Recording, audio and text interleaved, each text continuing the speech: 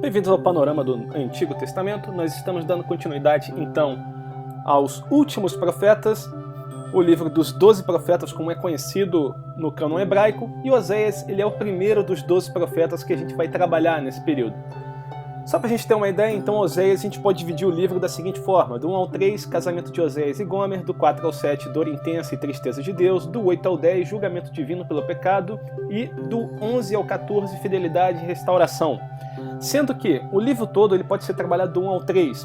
Do 4 ao 14 você vai notar, quando você for ler o livro com mais calma e tranquilidade, que é praticamente uma repetição de tudo aquilo que foi narrado de 1 a 3, só que agora com outro aspecto. Então, Oséias, ele é um profeta do Reino do Norte, ele é enviado ao Reino do Norte, enviado a Israel e enviado a Efraim, para anunciar a mensagem de Deus àquele povo. Isaías é seu contemporâneo. Quando nós olhamos para Isaías, por exemplo, no 7:9, nós enxergamos lá: entretanto, a capital de Efraim será Samaria, e o cabeça de Samaria o filho de Remalias. Se não crerdes, certamente não permanecereis. Então, quando nós olhamos para todo o contexto em que Oséias está imerso, você vê que é o mesmo contexto em que Isaías está. Era o mesmo contexto em que Amós também estava imerso. Então, Oséias está completamente cônscio, sensível da vontade de Deus. Seu povo estava vivendo em grave pecado, o amor a Deus tinha se esfriado e os pactos tinham sido esquecidos.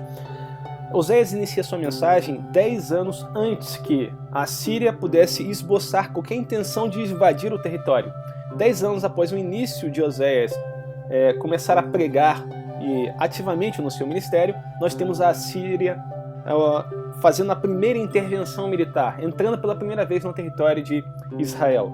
E passado mais 50 anos contados da data inicial, nós temos então o desfecho final, quando Israel realmente vai ser levado cativo pela Síria e dali não volta mais. Mas o que fica claro aqui é que 10 anos antes de qualquer esboço da Síria tentar escravizar Israel, Deus já havia falado com seu profeta que isso ia acontecer. E a mensagem então ela vem antes que o juízo ocorra sobre aquela casa. Então, quando nós olhamos e lemos Oséias 1:1, nós encontramos lá a palavra do Senhor que foi dirigida a Oséias, filho de Beeri, nos dias de Uzias, Jotão, Acás e Ezequias, reis de Judá, e no dia de Jeroboão, filho de Joás, rei de Israel.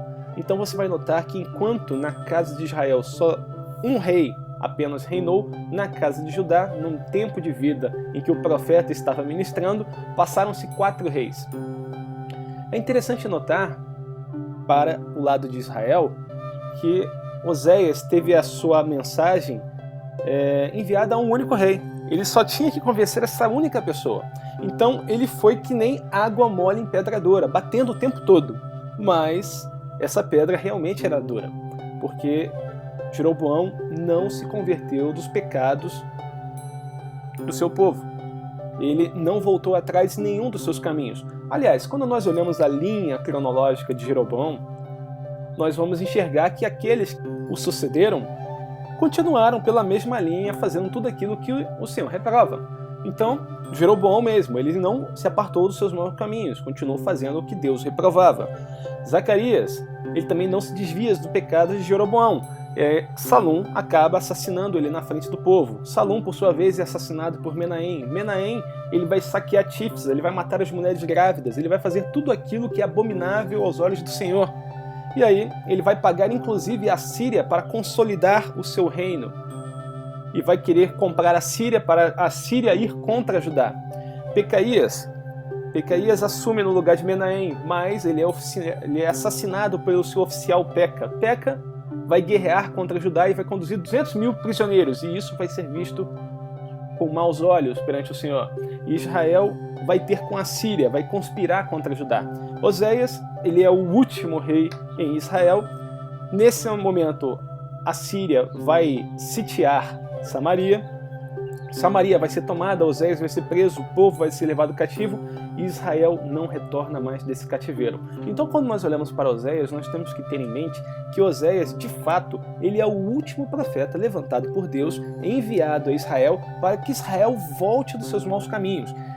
Em Oséias, nós encontramos a mesma perspectiva que o profeta Jeremias tem. O profeta Jeremias, ele é aquele que é enviado à casa de Judá e ele chora incessantemente pedindo por misericórdia para aquele povo.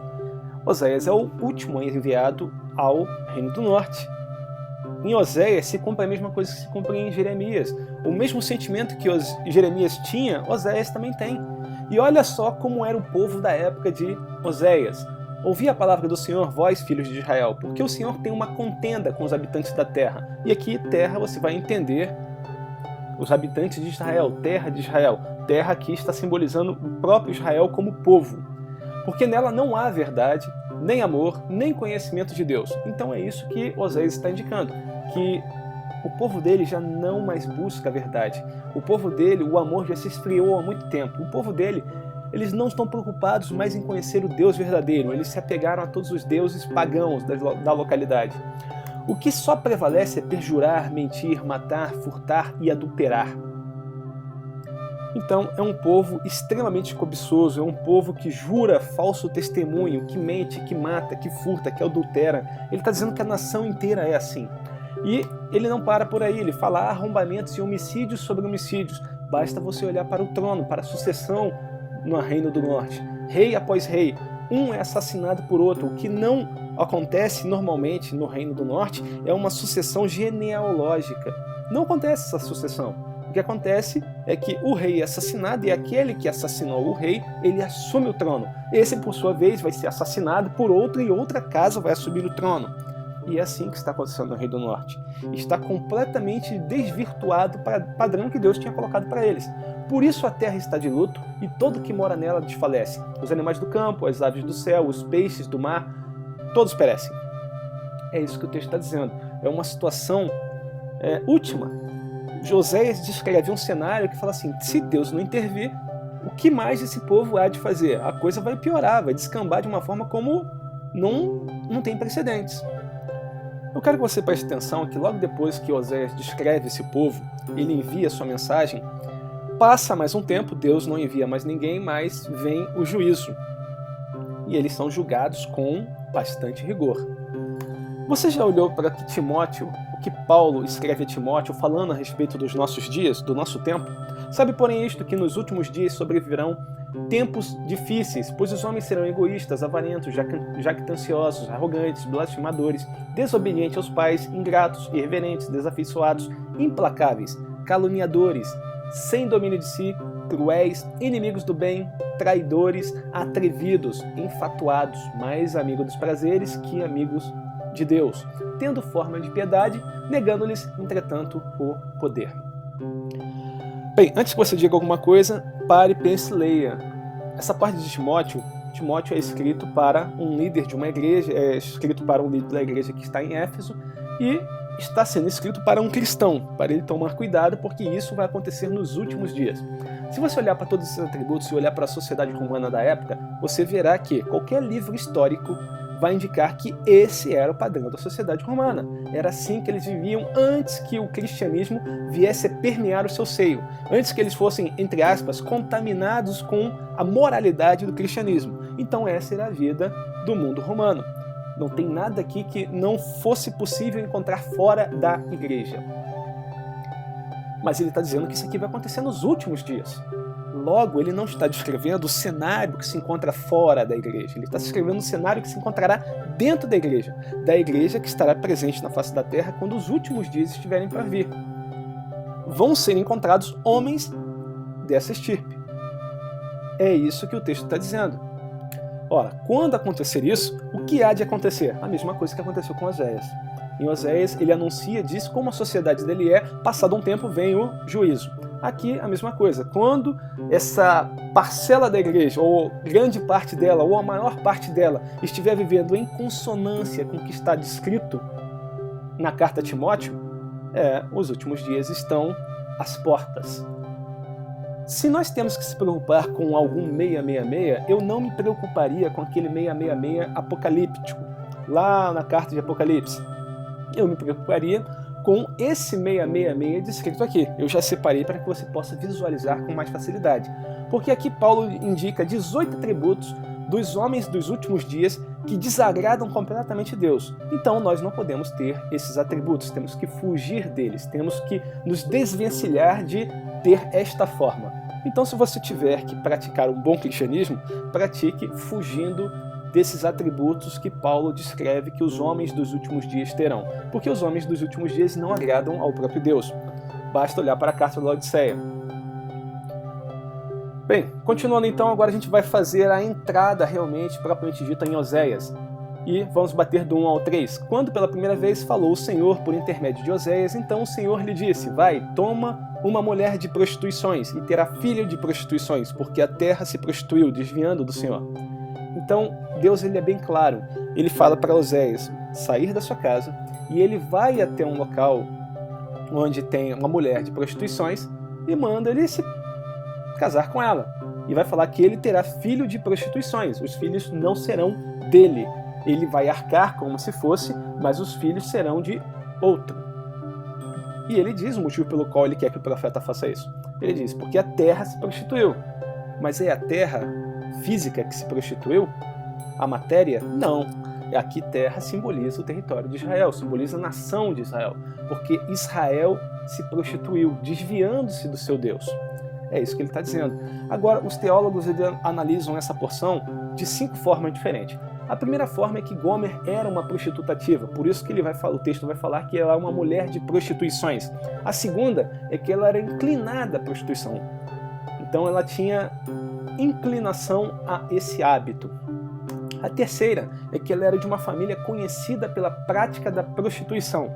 A quarta forma de interpretar o texto é que Gomer representava Israel.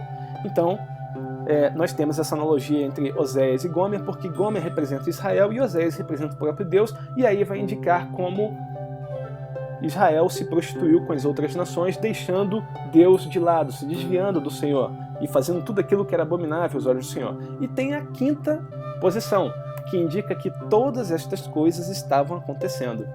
Gomer era uma prostituta ativa, ela era inclinada à prostituição por ser uma prostituta ativa, ela era de uma família conhecida pela prática da prostituição, ou seja, a família inteira dela vivia nesse hábito, e Gomer também representava a situação do próprio Israel para com Deus.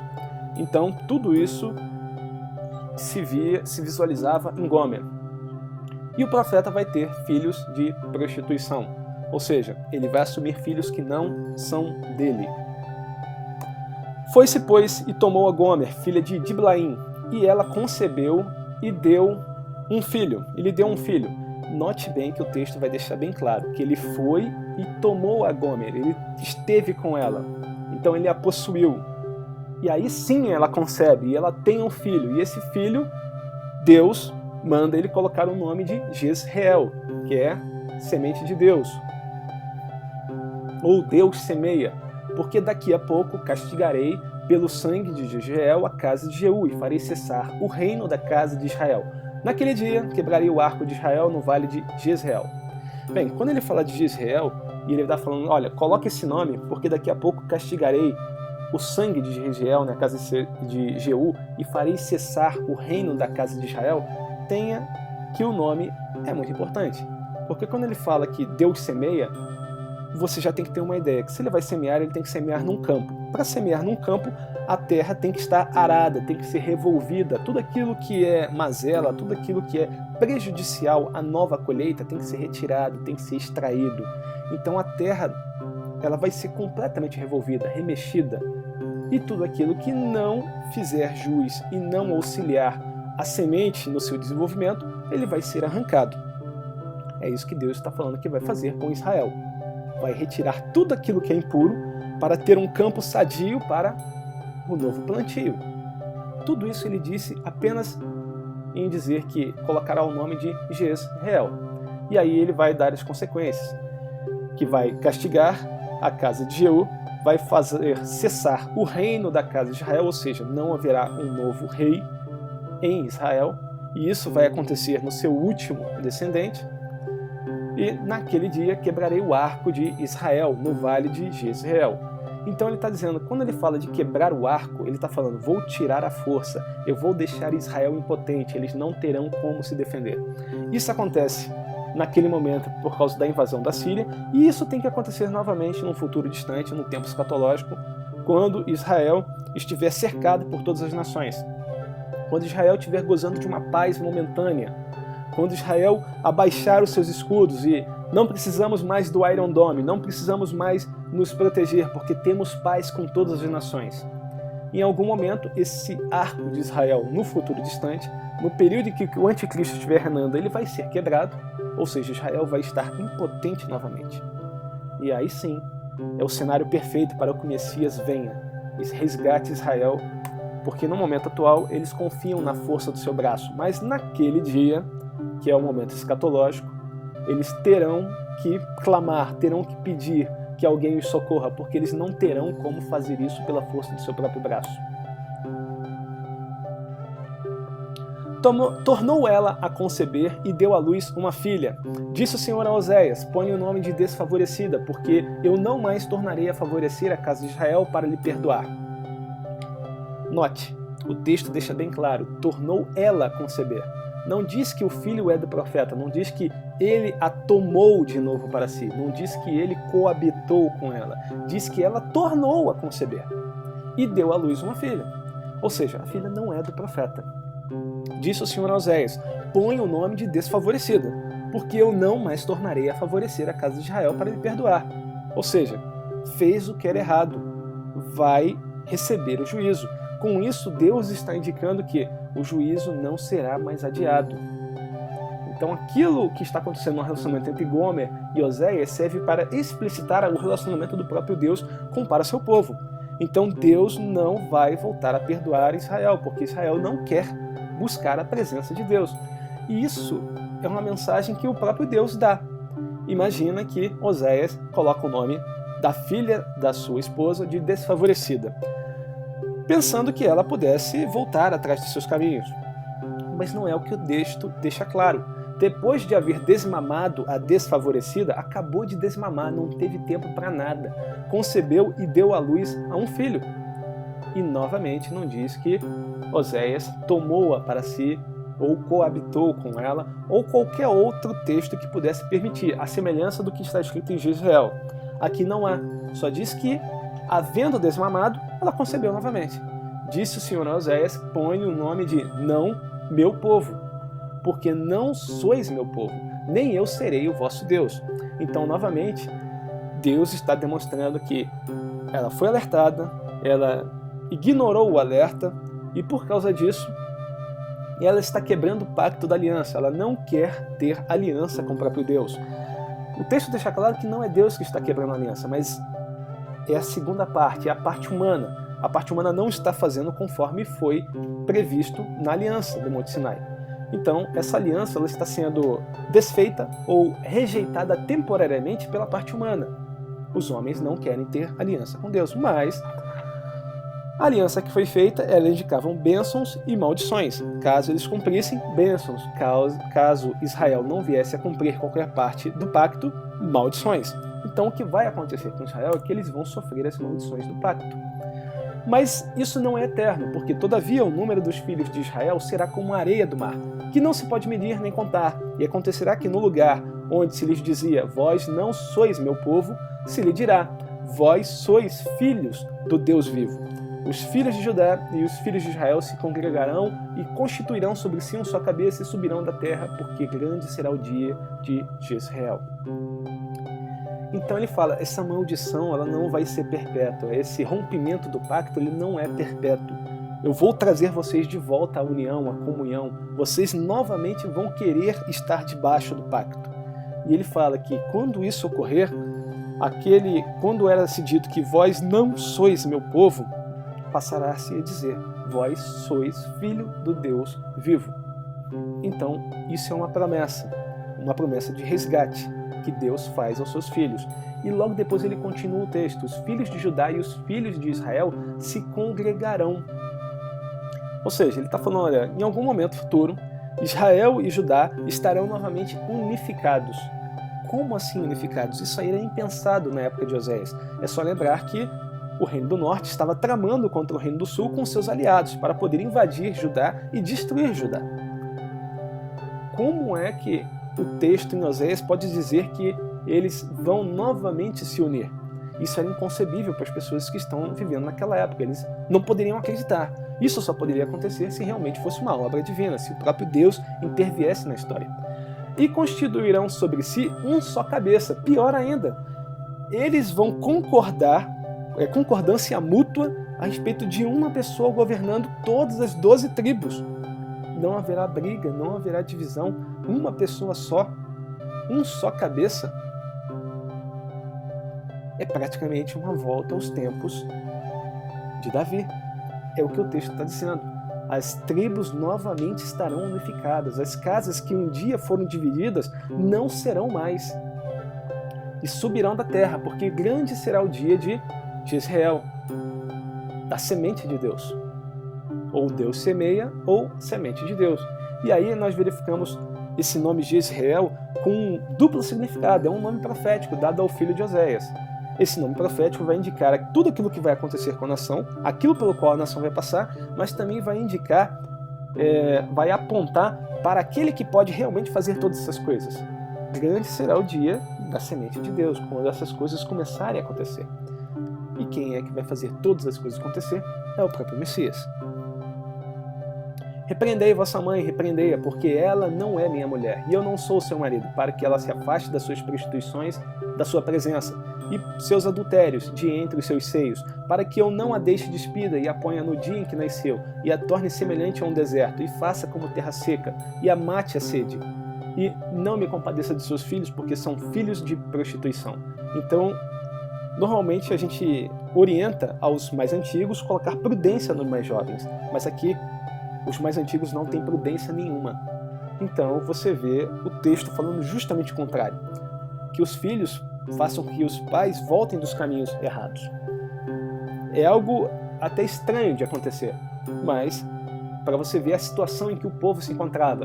Devastarei a sua vide e a sua figueira, de que ela diz: esta é a paga que me deram os meus amantes. Eu, pois, farei delas um bosque, e as bestas feras do campo as devorarão. Vide e figueira são duas exemplificações de Israel. Então a gente vai verificar que eu vou devastar a vide e a sua figueira.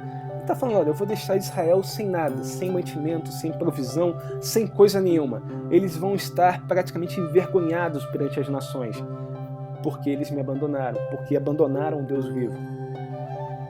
As bestas feras do campo vai devorar aqueles que por ali passarem. Então você vê todas essas coisas acontecendo por causa que Israel deu as costas para o seu próprio Deus. Castigá-lo-ei pelos dias dos Baalins, nos quais lhe queimou incenso, e se adornou com as suas arrecadas e com as suas joias, e andou por trás de seus amantes, mas de mim se esqueceu, diz o Senhor. E aí você vê que Deus vai utilizar todos os seus instrumentos para poder julgar o seu próprio povo. Portanto, eis que eu a atrairei e a levarei para o deserto, e lhe falarei ao coração. Até aqui a gente já gastou uma boa quantidade de tempo. Então, antes de ler esse versículo, a gente vai dar uma pausa para o vídeo não ficar muito grande. E aí, na segunda parte de Oséias, nós damos continuidade aqui. E aí você continua daqui em diante. Tá ok? Então fique com Deus, grande abraço. E não esqueça de apertar e dar prosseguimento na parte 2. Fique com Deus, Deus te abençoe e te guarde. Shalom.